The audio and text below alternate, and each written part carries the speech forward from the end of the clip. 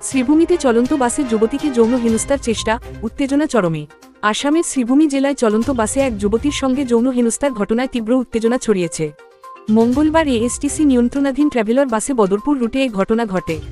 জানা গেছে, ঘোড়ামারা এলাকার এক যুবতী বদরপুর সার্কেল অফিস থেকে ফেরার পথে বাসে কয়েকজন দুষ্কৃতী তাকে লক্ষ্য করে অশালীন মন্তব্য করতে থাকে। পরিস্থিতি আঁচ করে যুবতী তার পরিবারের কাছে নিজের অবস্থান পাঠান। এরপর তার মোবাইল সুইচ অফ হয়ে গেলে পরিবারের লোকজন উদ্বিগ্ন হয়ে পড়েন।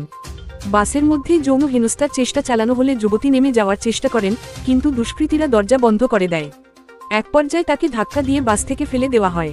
সংজ্ঞাহীন অবস্থায় পড়ে গেলে স্থানীয়রা তাকে হাসপাতালে নিয়ে যায়। ঘটনার প্রতিবাদে হিন্দুরক্ষী দল পেট্রোল পাম্প পয়েন্টে সড়ক অবরোধ করে বিক্ষোভ জানায় এবং 24 ঘণ্টার মধ্যে অভিযুক্তদের গ্রেপ্তারের দাবি তোলে।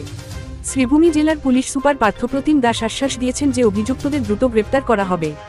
এ ঘটনাকে কেন্দ্র করে শ্রীভূমি জুড়ে তীব্র ক্ষোভের সৃষ্টি হয়েছে, আর নারীদের নিরাপত্তা নিয়ে সচেতন মহল উদ্বেগ প্রকাশ করেছেন।